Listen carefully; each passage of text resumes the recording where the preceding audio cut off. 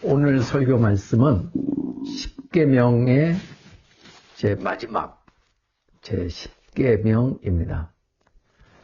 내 이웃의 소유를 탐내지 말지니라 입니다. 출애굽기 20장 17절 말씀인데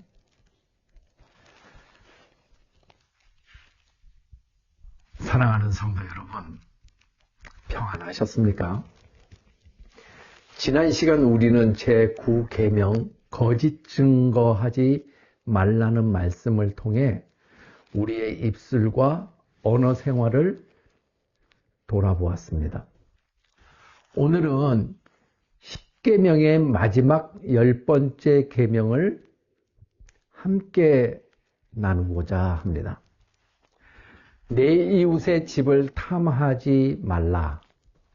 내 이웃의 아내나 그의 남종이나 그의 여종이나 그의 소나 그의 낙이나 무릇 내 이웃의 소유를 탐내지 말지니라. 여러분, 지금까지 9계명은 모두 겉으로 드러나는 행동에 관한 것이었습니다. 살인하지 말라, 간음하지 말라, 도적질하지 말라, 그저 거짓 증언하지 말라. 그런데 마지막 10번째 계명은 전혀 다른 차원의 이야기를 하고 있는 것입니다. 바로 우리의 마음의 문제입니다. 여러분, 남의 것을 훔치지 않았어도 남의 것을 부러워하며 마음이 무너진 적이 있으십니까? 겉으로는 아무 문제 없어 보이는데 속으로는 이웃의 형편과 나의 형편을 자꾸 비교하며 씁쓸해했던 적은 없는지요? 하나님은 바로 이 마음의 자리, 우리 눈에 보이지 않는 그 은밀한 자리까지 다루고 계시다는 것입니다. 오늘 이 말씀을 통해 탐심이라는 것이 무엇인지, 그것이 왜 그토록 위험한지, 그리고 우리가 어떻게 그 마음을 이기며 살 수 있을지 함께 깊이 생각해 보고자 합니다. 오늘 본문 말씀은 출애굽기 20장 17절 말씀입니다. 내 이웃의 집을 탐내지 말라.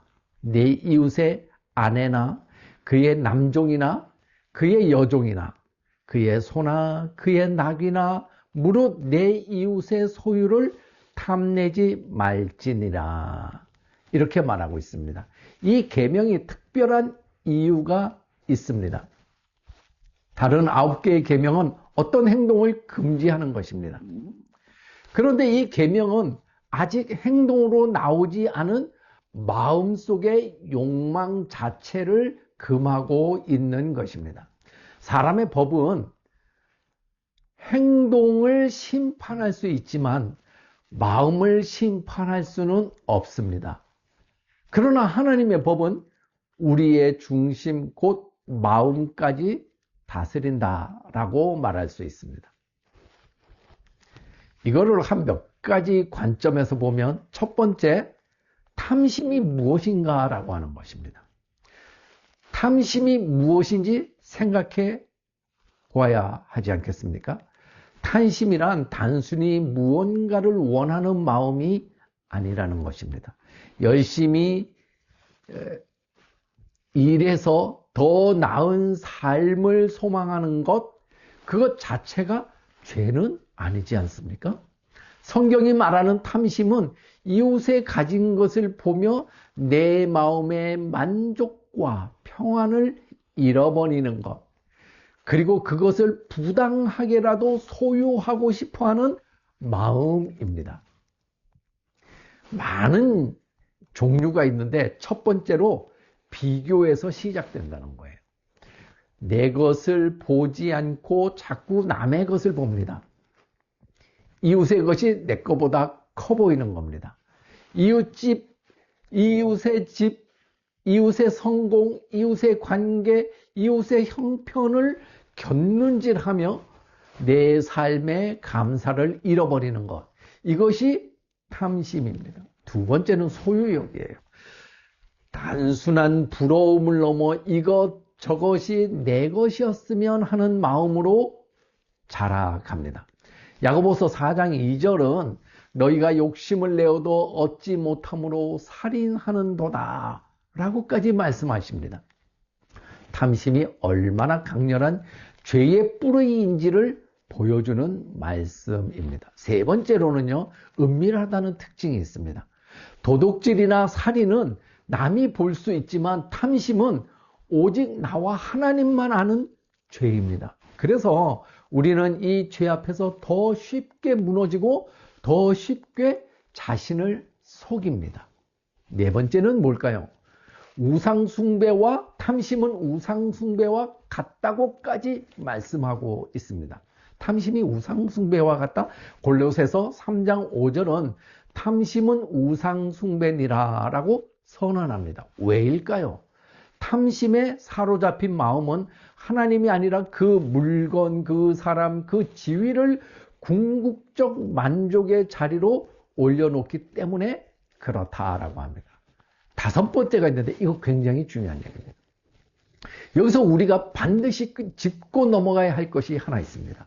신앙생활을 오래 할수록 사역의 자리에 있을수록 탐심은 오히려 더 교묘한 얼굴로 우리에게 찾아옵니다. 바로 거룩하게 포장된 탐심이라고 말할 수 있습니다.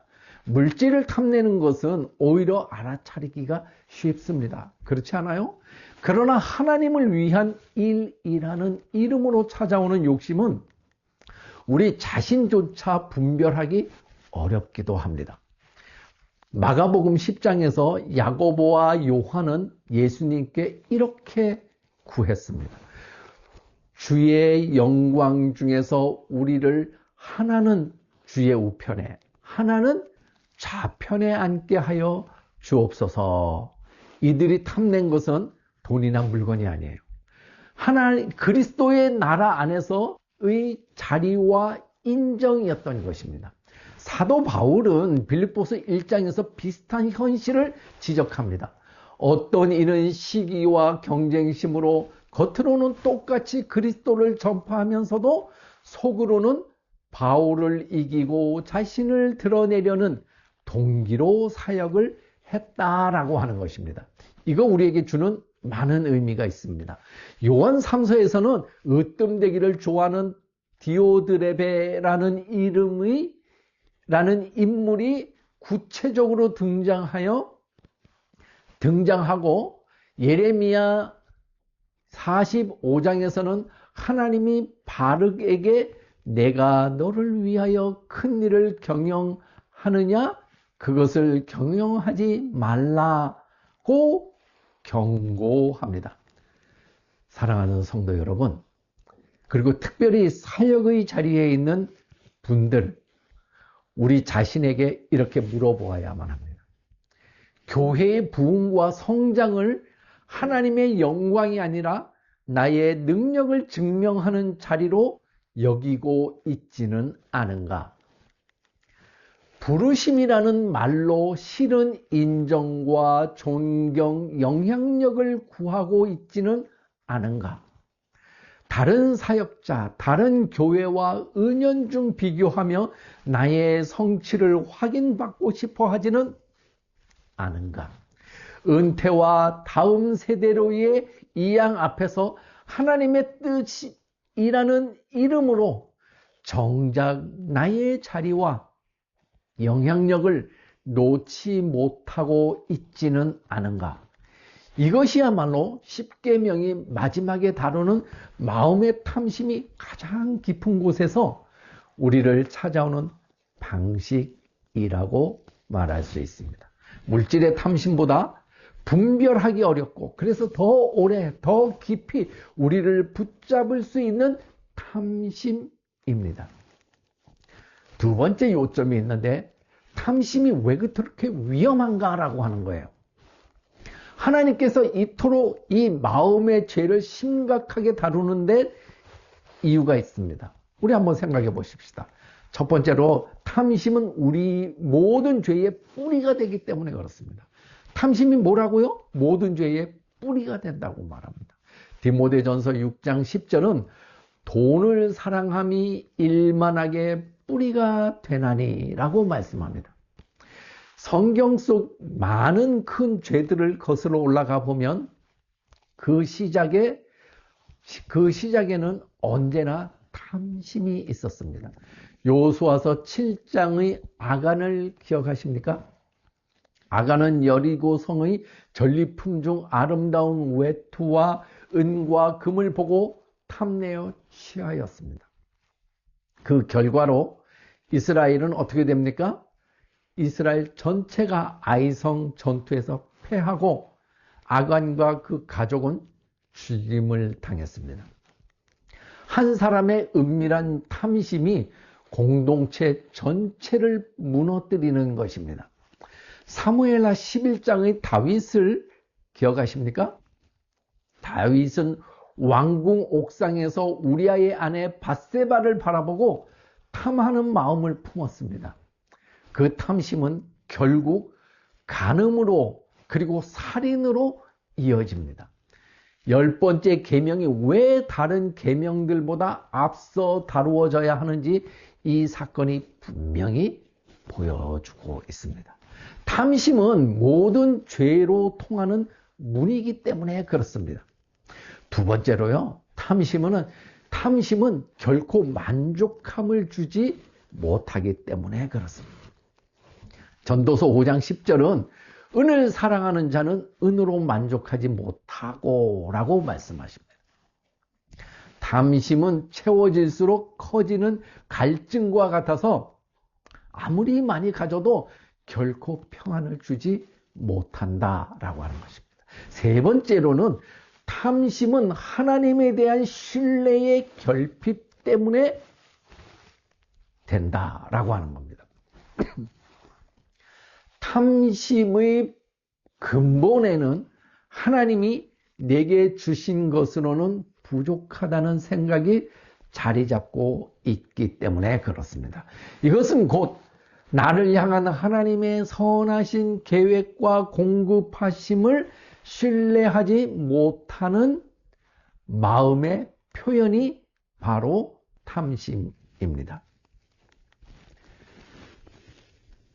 두 가지의 요점을 보았는데 세 번째 요점은 우리는 어떻게 하면 탐심을 이기며 살아가야 하느냐 이것입니다. 이게 가장 중요해요. 우리는 이 탐심의 죄를 어떻게 이기며 살아야 할까요? 첫 번째로는 자족하는 마음을 배워야 됩니다. 사도 바울은 빌립보서 4장 11절 13절에서 이렇게 고백합니다. 나는 어떠한 형편에든지 자족하기를 배웠노니 내게 능력 주시는 자 안에서 내가 모든 것을 할 수 있느니라. 자족은 저절로 되는 것이 아니라 배우는 것이다 라고 하는 것입니다. 이게 배워서 하는 거구나. 그렇습니다. 날마다 하나님 앞에서 지금의 형편을 감사로 받아들이는 훈련을 합니다. 그러면 극복이 되는 겁니다. 두 번째로는 비교를 멈추고 감사를 선택해야만 합니다. 우리 마음이 자꾸 이웃과 나를 비교할 때 의식적으로 멈추고 하나님께서 나에게 주신 것들을 세어보는 훈련이 필요하다는 겁니다. 감사를 선택하는, 비교를 멈추고 감사를 선택하는 훈련. 감사는 탐심을 이기는 가장 강력한 무기라고 말할 수 있습니다. 세 번째로 소유가 아니라 나눔의 삶을 선택하는 겁니다. 그리스도인의 삶은 그래야만 합니다. 탐심은 움켜쥐려는 마음이지만 그리스도인의 삶은 나누어 주는 삶입니다. 남들에게 주는 게 인색한 사람들이 있습니다. 그런 사람들은 탐심에서 벗어나기 어렵습니다. 사도행전 20장 35절 주님의 말씀을 기억하십시오. 주는 것이 받는 것보다 복이 있다라고 말합니다. 내 손에 있는 것을 움켜쥘수록 우리는 더 갈급해지지만 나눌수록 오히려 마음의 평안과 자유를 경험하게 됩니다. 네 번째로는 하나님 나라를 먼저 구하는 삶을 살아야 합니다. 마태복음 6장 33절은 예수님은 말씀하십니다.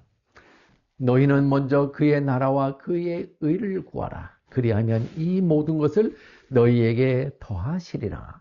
우리의 시선이 이웃의 소유가 아니라 하나님 나라를 향할 때 비로소 탐심에서 자유로워질 수 있는 것입니다. 이제 말씀을 맺어보겠습니다. 사랑하는 성도 여러분, 오늘 우리는 계명의 마지막 제10계명 내 이웃의 소유를 탐내지 말지니라는 말씀을 통해 우리의 마음 깊은 곳을 들여다 보았습니다. 이 계명은 우리에게 완벽한 무욕을 요구하는 것이 아닙니다. 오히려 우리의 시선을 이웃의 소유에서 하나님의 선하심으로 돌이키라는 초청이라고 말할 수 있습니다. 지금 내게 주어진 삶, 지금 내게 주어진 관계와 형편 속에서 하나님의 신실하심을 발견하며 감사로 살아가는 것. 이것이 오늘 말씀이 우리에게 주는 초청이라고 말할 수 있습니다. 십계명 전체를 돌아보면 결국 하나님을 온전히 사랑하고 이웃을 내 몸과 같이 사랑하라는 이 두 가지 큰 계명으로 모아집니다. 오늘부터 우리의 마음이 비교와 탐심에서 벗어나 감사와 나눔으로 채워지는 저와 여러분 모두가 되기를 축원합니다. 기도하겠습니다.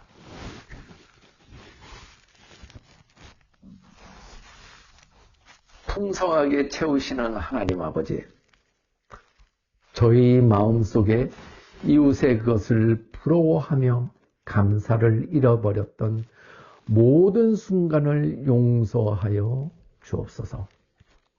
지금 저희에게 자족하는 마음을 가르쳐 주시고 지금 주신 삶 속에서 주님의 선하심을 발견하는 눈을 열어 주옵소서.